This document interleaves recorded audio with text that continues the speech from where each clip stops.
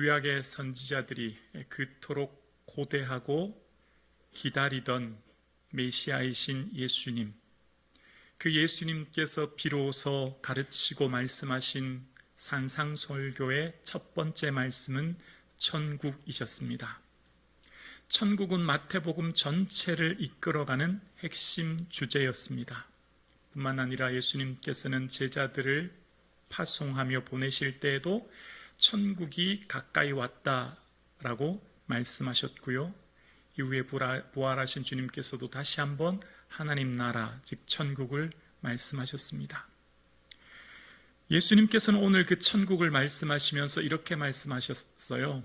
심령이 가난한 자는 복이 있다. 천국은 그 사람들의 것이야. 이렇게 말씀하셨어요.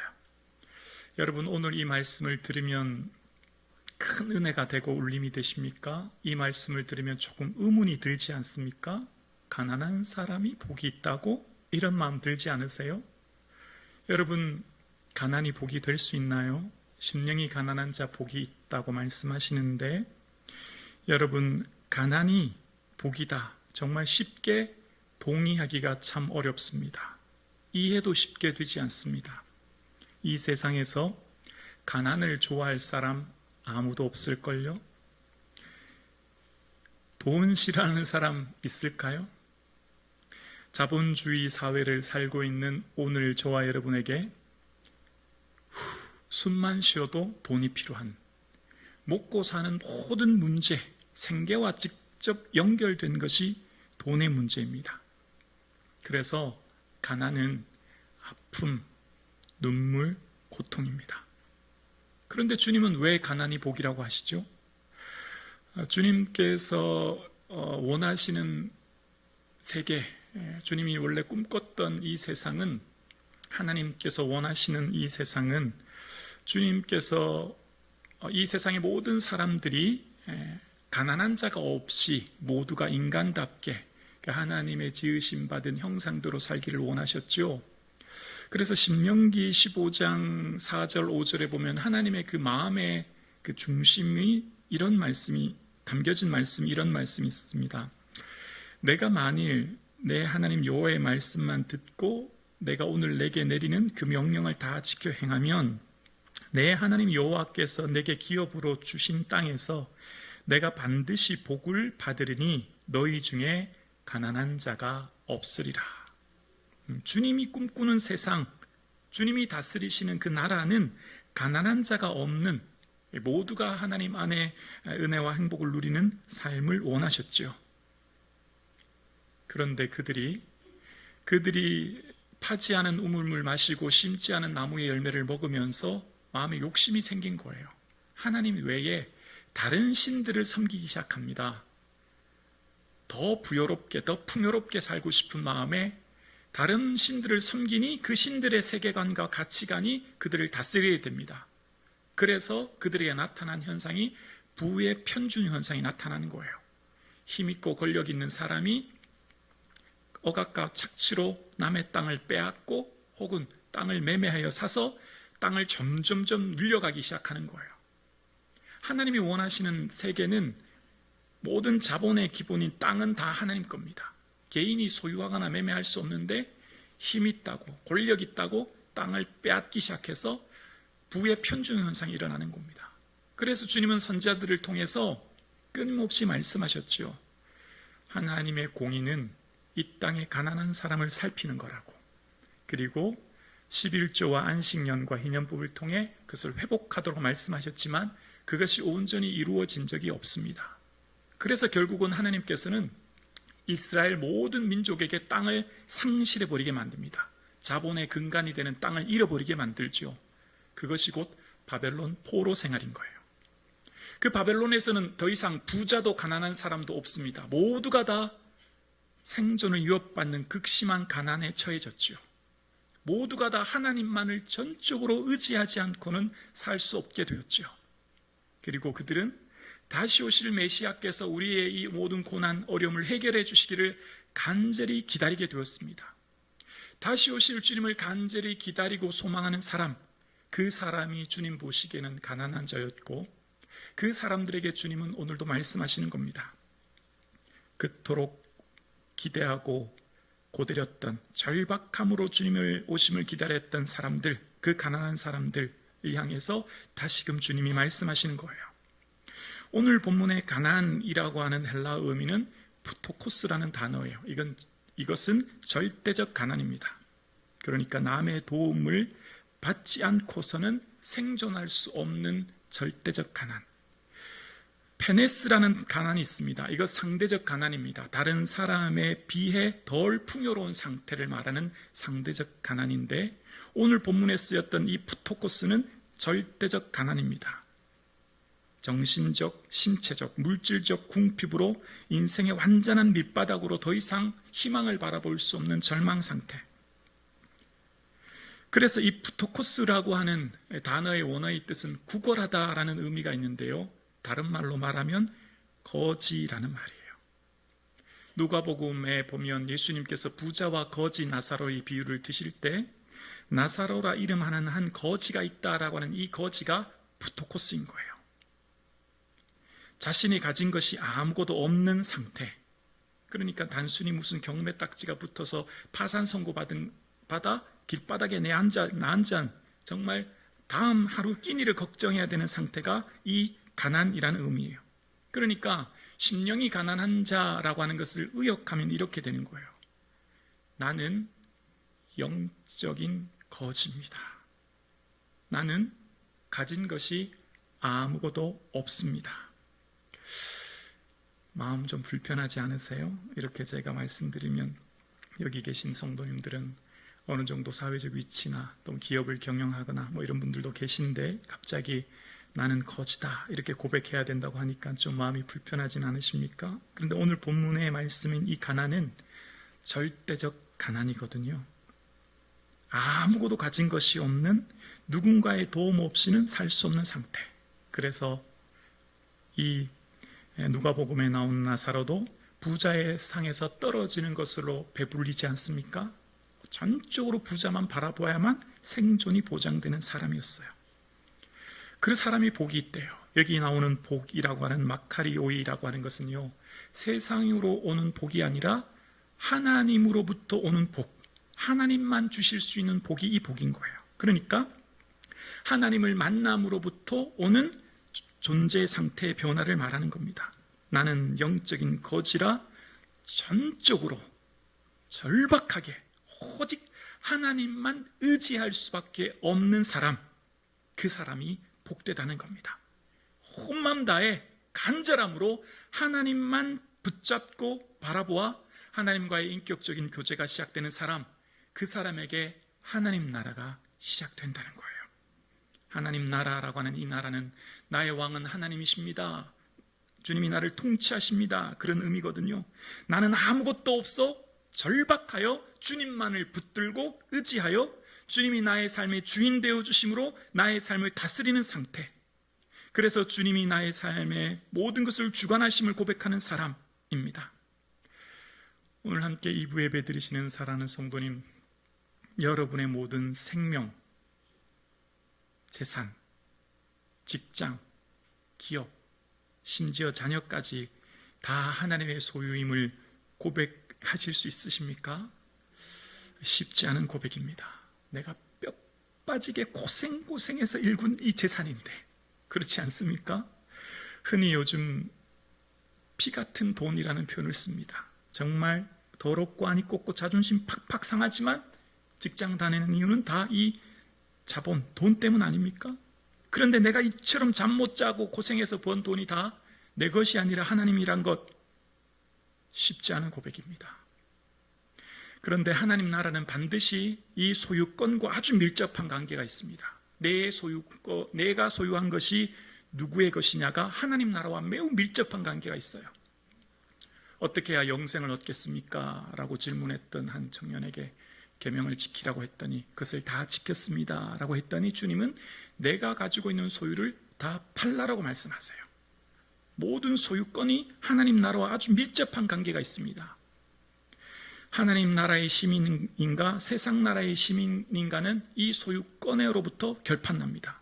바꿔 말하면 믿음은 돈의 사용으로 증명됩니다. 믿음은 돈과 비례합니다. 지금 돈을 어디에 쓰고 있느냐가 그 사람의 믿음을 대변하는 거예요. 모든 것이 내 것이다라고 생각하는 사람, 내 재산 내 거니 내 마음대로 내 즐거운 대로 사용해도 된다라고 하는 사람과, 모든 것이 하나님의 것이니 하나님의 뜻대로 하나님의 기쁨을 위해 사용한다는 사람과, 그 사용권이 주님에게 있다고 하는 사람, 그 사람이 하나님의 온전한 통치와 다스림을 받는 사람인 거죠.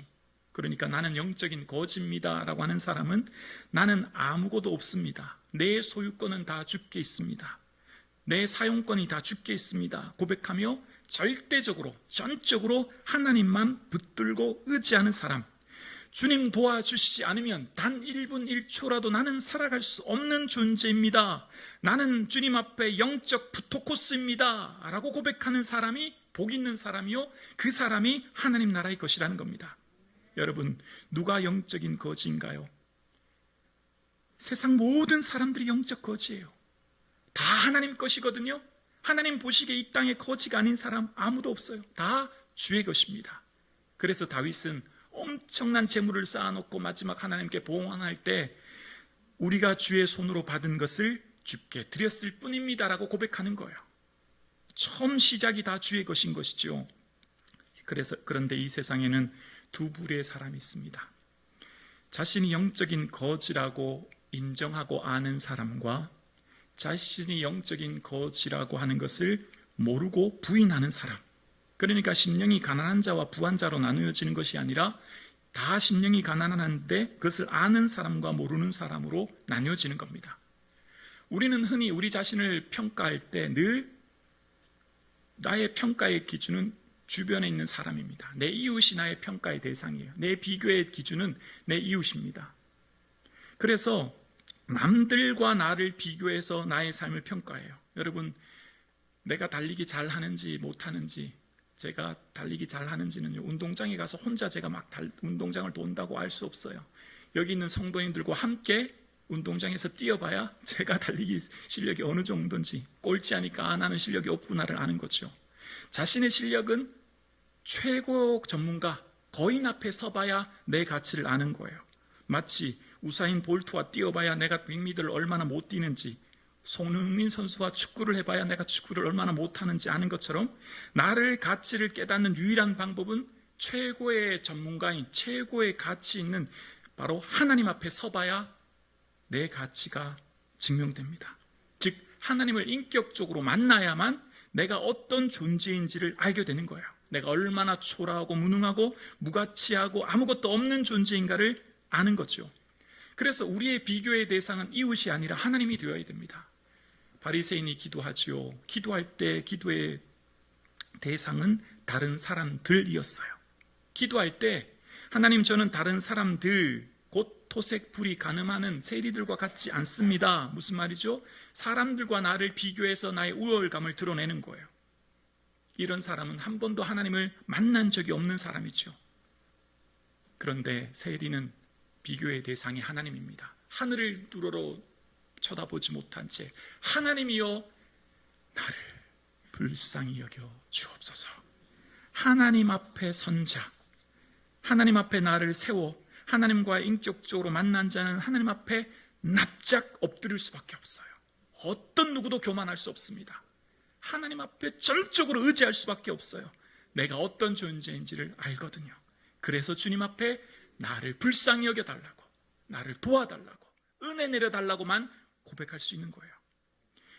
영적 거지는 어떤 상태입니까? 나는 아무것도 가진 것이 없이 모든 소유가 주의 것이며 주의 은혜 없이는 단 한순간도 살 수 없는 절박함으로 매 순간 주께 엎드리고 주를 붙들고 살아가는 삶, 그 사람이 복되며 그 사람이 하나님 나라를 누리게 된다는 겁니다. 여러분, 이 동의가 쉽지 않죠.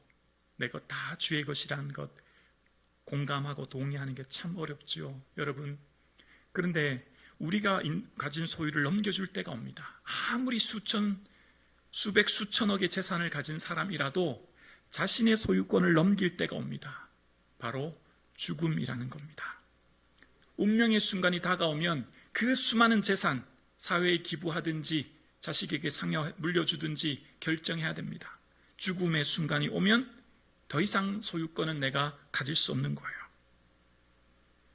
우리 신자를 주님께서는 말씀하십니다. 참된 제자는 자기를 부인하고 날마다 제 십자가를 지고 나를 따르라는 겁니다. 십자가가 무엇입니까? 죽음입니다. 로마 시대의 죄인이 십자가를 지고 가면 저 사람은 얼마 후에 십자가에 달려 죽겠구나 다 알았습니다. 십자가의 다른 말은 죽음이에요. 그러니까 내가 죽었다라고 고백하는 사람만이 내 안에 예수님이 살게 되고 예수님의 뜻대로 나의 삶을 살아가게 되는 겁니다. 그래서 사도 바울은 형제들아 나는 날마다 죽노라 고백하는 거예요. 그래서 내가 그리스도와 함께 십자가에 못 박혔고 이제 내가 사는 것이 아니라 내 안에 예수님께서 산다고 고백하게 되는 겁니다. 나를 온전히 주님 앞에 십자가에 못 박아 죽은 사람만 내 안에 예수님 살게 되고 내 소유 주의 것이며 내 모든 결정과 선택 주의 뜻에 맡기는 삶을 살게 되는 겁니다. 참 제자, 날마다 제 십자가 지는 사람, 그 사람만이 이 고백할 수 있게 되고 삶을 살아내게 되는 거예요. 그래서 삶의 모든 영역에서 하나님을 인정하고 주님 없이는 살아갈 수 없음을 간절함과 절박함으로 주님을 붙들고 주님과의 인격적인 교제 속에 주의 뜻이 무엇이든지 그 뜻에 순종하며 살게 되는 것이지요. 오늘 함께 예배드리시는 사랑하는 성도님, 온 마음 다해 간절함으로 주님만 붙들고 의지하여 가난한 심령 될 수 있기를 주의 이름으로 축원합니다. 주님, 그렇습니다. 나는 영적 거지요, 아무것도 가진 자 없고 주의 도움 없이는 단 1분 1초도 살아갈 수 없는 연약한 자이오니 긍휼을 베풀어 주옵소서. 이것이 오늘 저와 여러분의 기도 제목 되기를 소원합니다. 여러분, 우리가 함께 신앙생활을 합니다. 평소에는 그분의 신앙이 어떤지를 잘 몰라요. 여러분, 우리의 믿음은요, 평소에는 잘 드러나지 않아요. 언제 알 수 있게 되죠? 고난이라고 하는 문제 앞에서 내 믿음의 진가가 드러납니다. 평상시 내가 예수 믿고 신앙생활을 하는 건요, 내가 믿음이 참 좋은 줄 알아요. 그런데 고난이라고 하는 문제를 딱 마주하게 되면 내 믿음이 어떠한가가 그때서야 비로소 알게 되는 거죠. 이스라엘의 유다왕 여호사밧 지리 당시에 모압, 마온, 암몬이라는 3개국 연합군이 공격해 옵니다. 기습 공격으로 인해서 급작스런 전쟁의 위기를 겪게 됩니다. 그럴 때 여호사밧 왕이 한 것이 있습니다. 여호사밧 왕의 고백이 역대하 20장 12절의 고백인데요. 역대하 20장 12절에 이렇게 고백합니다. 우리의 하나님이여 그들을 징벌하지 아니하시나이까. 우리를 치러놓은 이 큰 무리를 우리가 대적할 능력이 없고 함께요 어떻게 할 줄 알지 못하옵고 오직 주만 바라보나이다. 오직 주만 바라봅니다. 이렇게 여호사밧 왕은 고백합니다. 그런데요, 사실 여호사밧 왕은요 충분히 자신의 실력과 힘으로 전쟁을 방비할 수도 있었습니다. 여러분, 지금 전쟁이 난 여호사밧 왕은요 긴급하게 이 장군들을 불러서 무슨 국가안보회의를 열거나 이 군사의 수를 채우기 위해서 징집하거나 이런 방법을 하지 않고 바로 하나님 앞에 엎드립니다. 그리고 오직 주의 은혜만 구합니다. 근데 사실 알고 보면 여호사밧 왕은요 충분히 이것을 해결할 수 있는 능력이 있었어요. 왜냐하면 당시의 경제력은 블레셋과 아라비아가 조공을 바칠 정도로 곳간이 넘쳐났고 그가 다스리고 있는 모든 나라의 곳곳에 견고한 요새와 국고성을 설치해서 방비하고 있었습니다. 특히 여호사밧 왕의 국방력은 이스라엘 역사상 전후후무한 국방력을 가지고 있었습니다.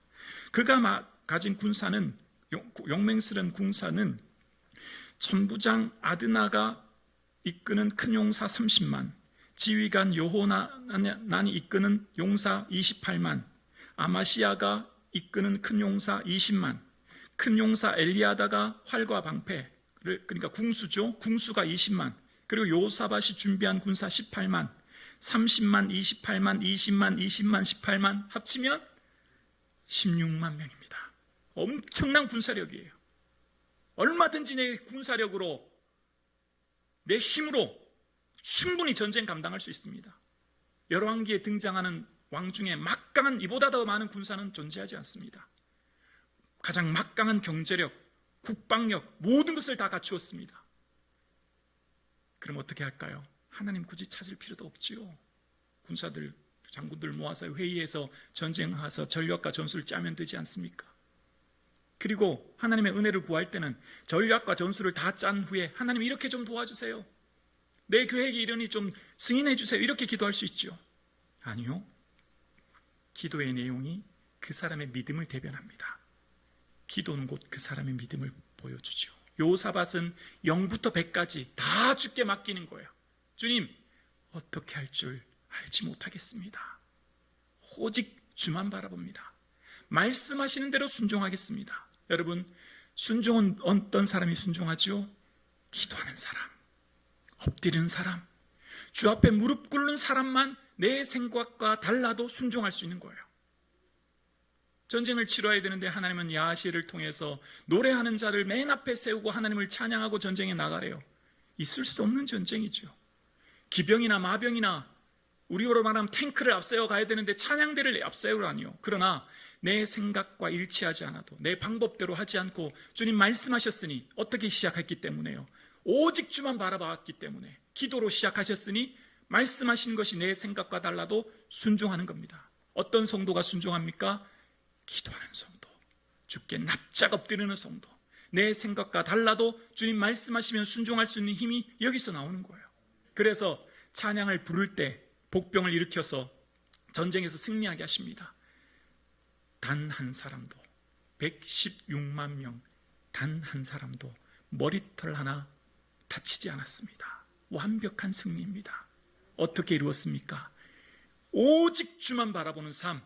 나는 아무것도 없는 무능한 자요, 연약한 자요, 아무것도 없는 자요, 오직 주님 도와주시지 않으면 나는 아무것도 할 수 없는 자요니 주님의 은혜만을 구합니다. 할렐루야. 저와 여러분이 이러한 삶 사실 수 있기를 주의 이름으로 축원합니다. 조금 가졌고 조금 배웠고 조금 올랐다고 내 힘대로 사는 게 아니고요, 내 모든 것 내려놓고 전적으로 주께 납작 엎드려서 주님 도와주시라면 한순간도 살 수 없습니다. 오직 주의 은혜를 구합니다. 기도하는 성북중앙 성도님 될 수 있기를 주의 이름으로 축원합니다. 어떤 성도가 주님께서 귀히 여기시고 어떤 성도를 기뻐하시고 어떤 성도를 통해 위대한 역사를 이루십니까? 주께 납작 엎드리는 성도예요. 이스라엘 39명의 수많은 왕들 중에 하나님께서 능력 있다 말씀하시는 왕은요, 군사력, 국방력, 외교력으로 많은 것을 이룬 왕을 하나님 능력 있다 말씀하신 적 없어요. 능력의 기준은 하나님 앞에 엎드리느냐 엎드리지 않느냐입니다. 하나님을 의지하느냐 의지 않느냐가 그 왕의 선함과 악함, 능력과 무능의 기준입니다. 왕은 국방, 외교, 경제력 아니요, 하나님만 의지하는 왕, 그 사람을 주께서 기뻐하시고 그 사람을 쓰셨습니다. 성도의 삶의 능력이 어디 있습니까? 주께 납작 엎드리고 주의 은혜만을 구하는 저와 여러분 되기를 주의 이름으로 축원합니다. 나의 힘과 능력이 아닙니다. 나의 모든 방법이 아닙니다. 오직 주의 은혜를 구하는 삶, 그 삶을 주님께서 기뻐하시고 그 사람을 통해 하나님 나라를 이 땅에 확장시키시고 그 사람을 통해서 내 생각, 내 뜻과 다르지만 순종할 수 있는 힘이 여기서 나오는 거예요.